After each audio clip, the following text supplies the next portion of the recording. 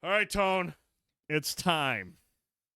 This is not easy, folks. This might be the most difficult meme debate we've had since we started doing meme debates. We haven't done one in a while, but this one is bullshit.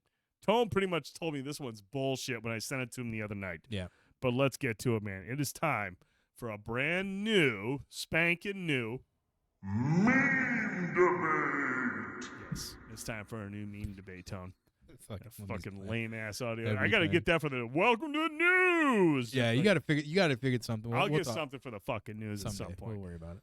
But don't. I came across this meme the other day, and I was like, oh man, I bet you this will piss some people off. And then I sent it to Tone, and he was like, dude, this is fucking impossible.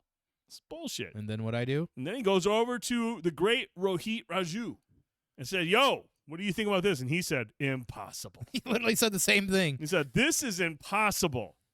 So now I present to y'all this week's meme debate, and it's no slouch. You can keep one legend from each row of wrestlers. Row 1, you have Hulk Hogan, Steve Austin, and the Nature Boy, Ric Flair. In row 2, you have Shawn Michaels, The Heartbreak Kid, The Ultimate Warrior, and Bret Michaels. Best there is, best there was, best there ever will be. And row 3, The Rock. If you're some Sorry. Randy Savage, the Macho Man, and The Undertaker. Keep them from what? Hey, man, you get to keep them, and everyone else goes away. Yeah, Jay Hill, you get to keep him in, sleep. That's it. You get to keep one legend from each row, and the rest go bye-bye. Mm-hmm. That look, Trick Even's like, what the fuck, dude? Yeah, man. Talk amongst yourselves. Tone, let's hear your rationale. I'm going to just do mine right now, because for me, this wasn't all that difficult. First row, Nature Boy. Woo! Ric Flair. Second row, Ultimate Warrior. Love the Ultimate Warrior. He's a fucking maniac. And number 3, Undertaker. I loved his fucking style. I loved his presentation. He's fucking awesome, man. So those are mine. Ric Flair, Ultimate Warrior, and The Undertaker. Hey, don't project how you feel about his acting. Before he was an actor, he was the most electrifying man in sports entertainment. Oh, wow. The people's champ, the Brahma Bull. Wow. Show some respect. Show some goddamn respect. Damn right. Show some respect. Tell her what's up, man. I bet you that doesn't fly at home. It That does. doesn't happen It there. does. But let's Mouths off all close the this time. down. Let's bring it over here so everyone can see it. But there we go, Tone. There's your meme day. You can pick one from each row. Right. Now, I did share this out on social media a little bit. I got some people commenting out there on the threads as well, too. There was people were jumping in that right away. This is very exciting for a lot of people. Some people were able to do it. Some of us feel like it's impossible. So if you're out there hearing this, post the live show. We'd love to see your comments. Yes. Choose row 2, 3. One more time before I start talking it out. Row 1 is the Hulkster, Hulkamania. 2, Stone Cold Steve Austin. 3 in that row is the Nature Boy Ric Flair. Row number 2 is the Heartbreak Kid, Shawn Michaels. Number 2, next up after that, Ultimate Warrior. 3 in that row would be Bret the Hitman Hart. In row 3, of course, The Rock. Then I can't see where your elbow is there. Oh, sorry. That's oh gosh, Man. Cheezel Pete's. The Macho Man Randy Savage, and then lastly Undertaker. So this is where I'm at it, and I still don't know if I'm. I want you to talk me through this. Talk me through your reason. Tomorrow could change, but here we go. So Hulk Hogan is one of my all-time defining good guys as a kid. That he is what got me into wrestling. He is the reason I love wrestling to this day. I got to meet him years ago, just even briefly, but it was still cool to do. Be able to say I shook hands with Hulk Hogan.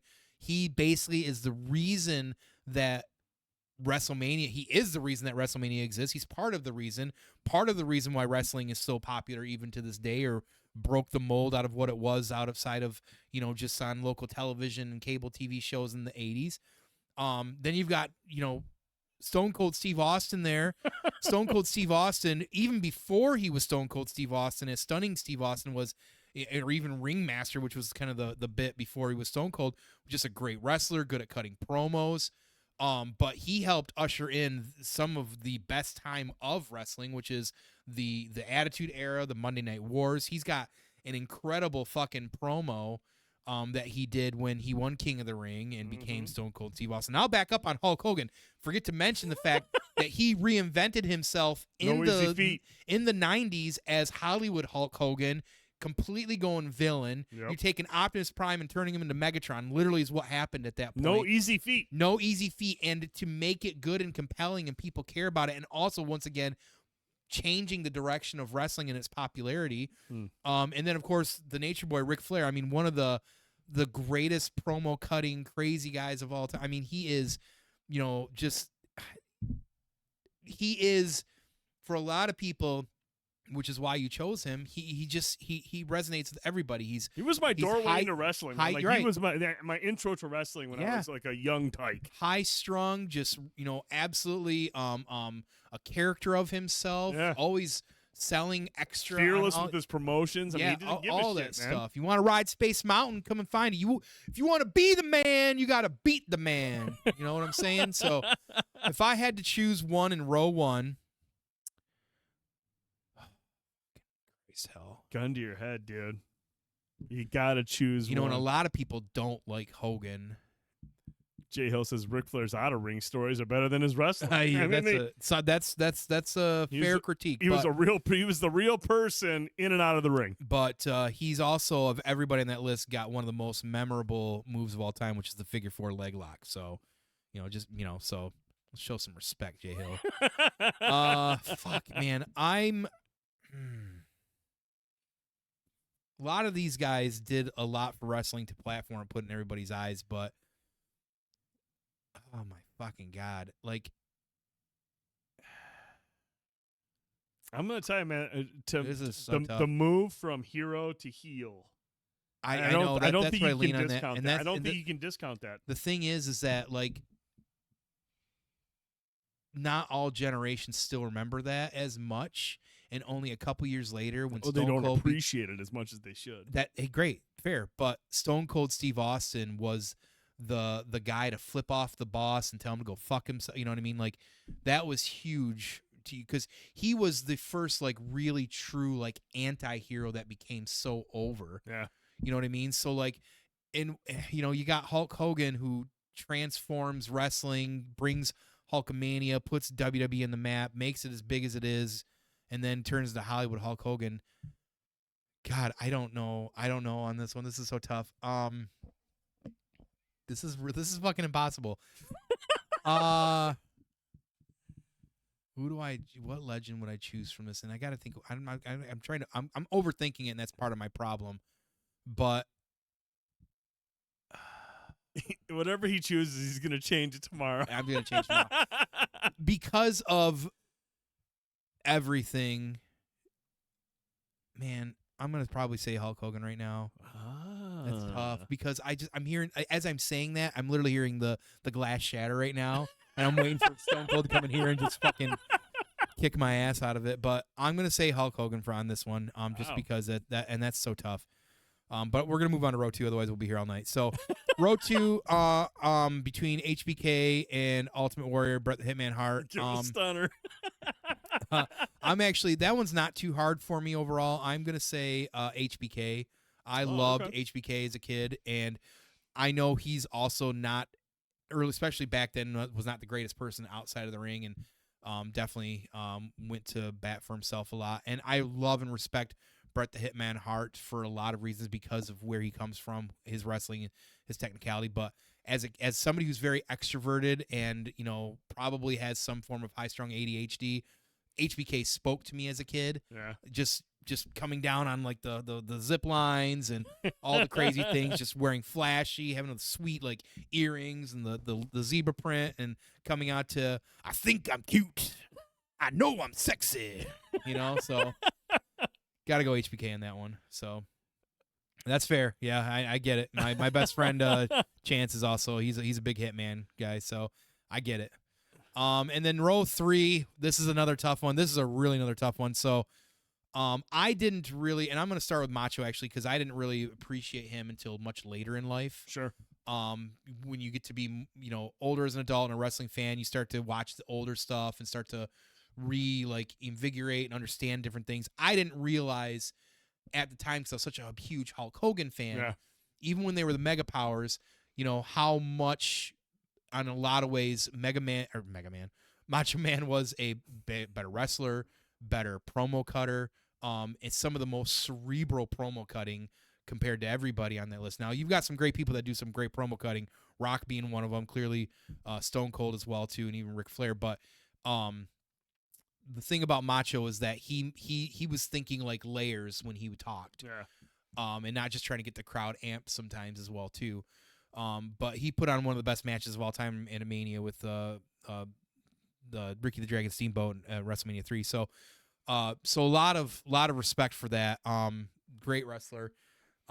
So now that's what makes it harder for me, because even though as a kid I loved The Undertaker, he was great in his cameo in Suburban Commando even. That's right, I forgot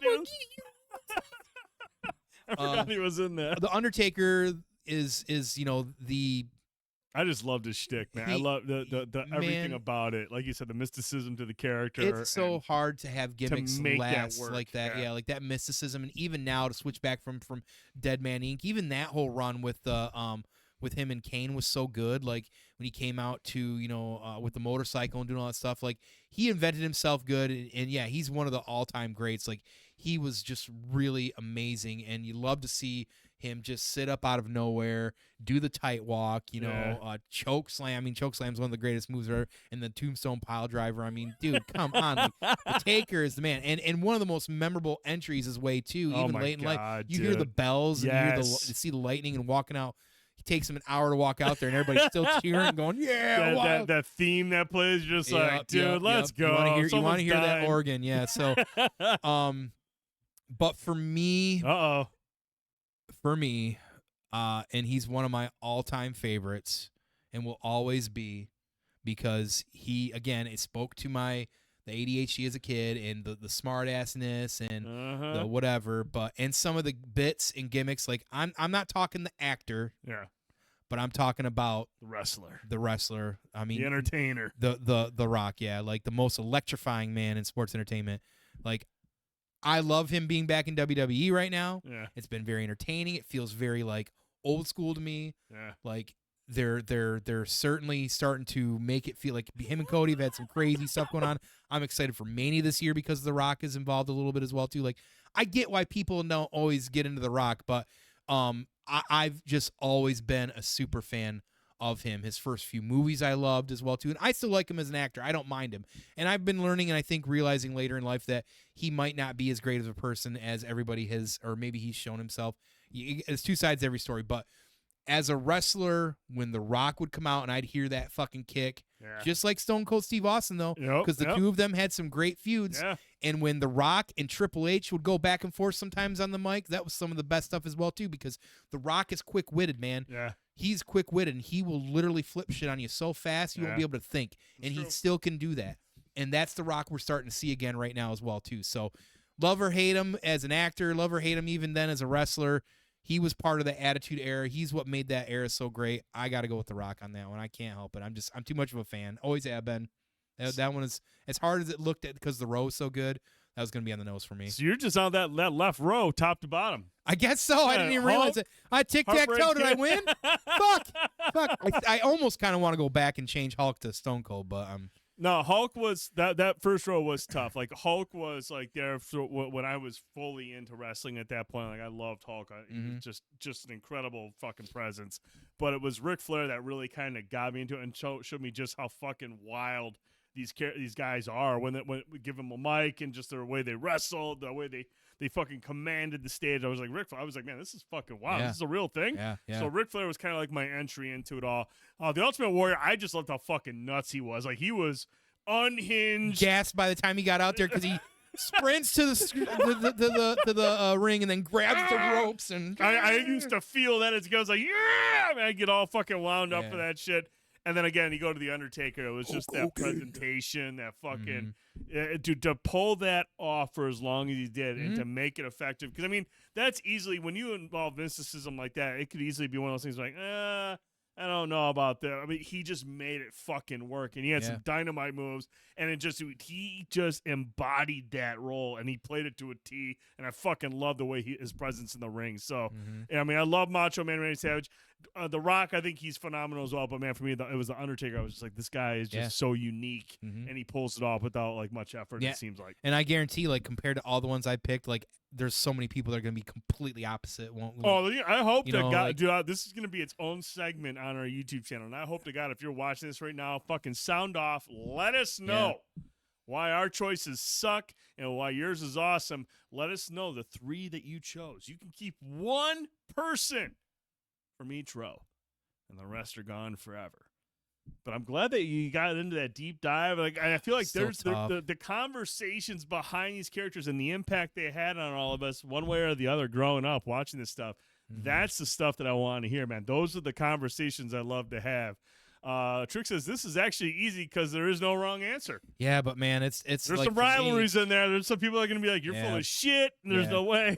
Yeah, because Warrior's not overly received by like No, he's all not. wrestling fans, you know. Mm-mm. But like, you know, I loved Warrior growing up as well too. I was just like anybody else that just wanted to freak out, do a couple of bars of powder, and run to the fucking ring. So It was funny because like last night I asked Tony, I go, "Should we add a 4th row to this or a 4th?" No. And he was like, "No, don't. this is way too hard. This as is it was. too difficult as is. Don't Mhm. add a 4th column." I was like, "We can just add one more person each Mhm. row." He's like, "No, don't do it." You know, because I can see like with The Rock, like some people would be like, you know, he kind of left and came back, you know, did his own thing. He Mhm. and wasn't around. Whereas Undertaker was around the entire time for Right. the most part. He took some breaks, but you know, and Macho stayed in the industry for a long time as well too. But man, when you talk like peak wrestling, it always goes back to that late '90s, the Attitude Era, the Monday Night Wars of WCW. Mhm. The Rock and Stone Cold, Hulk Hogan were all a part of that, for sure. And you know, the other guys were to some degree as well. You know, of course, Undertaker especially, he was